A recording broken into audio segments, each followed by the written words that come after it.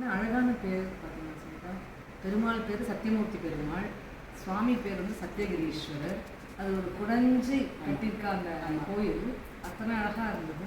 So அவசியம் போனோம். அந்த சத்யநாத பெருமாள் வந்து இது 108 பாடல் பெற்ற ஸ்தலங்களில் ஒன்றும் இருக்குது. ஸோ அழகாக இருந்தது.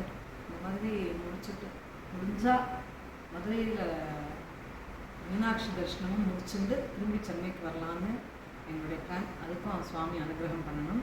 ஸோ அருமையாக இந்த ட்ரிப் வந்து இந்த கோயிலோட பிரம்மாண்டங்கள்லாம் பார்க்கும்போது ஒரு விஷயம் என்னென்னா, நாம் ஒன்றுமே இல்லை அப்படிங்கிற ஒரு ஃபீலிங் மட்டும் வந்துடுது.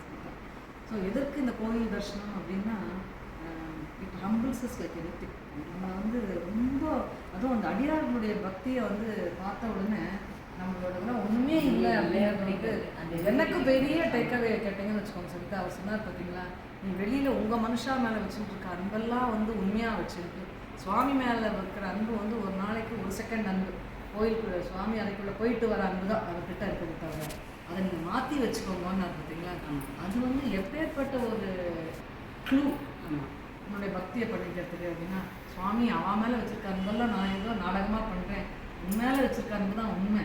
ஒரு நிமிஷம் இருந்தாப்போ உண்மையில தான் நான் அன்பு உண்மையாக வச்சுருக்கேன் அப்படிங்கிற ஒரு மனோபாவத்துக்கு உங்களை மாற்றிக்கோங்க அப்படின்னு சொல்லும்பொழுது எல்லா சுவாமியும் நம்ம இருக்கிற இடத்துல நம்ம தர்ஷனம் எடுத்து நம்ம கண்டிப்பாக அனுகிரகம் பண்ணி. அதுலேயும் இப்போ எனக்கான டேக்அவே வந்து என்னென்னா, நம்ம இத்தனை க்ஷேத்திரங்களுக்கு பெரியவா அன்னைப்படி மாமாவோட நம்ம எல்லோரும் வரோம் அப்படிங்கிறது எங்களுடைய தீர்த்த யாத்திரை வந்து எப்போ பூர்த்தி ஆகுதுன்னா அத்தனை விஷயங்களையும் உங்களோட பகிர்ந்து கொள்கிறது தான்.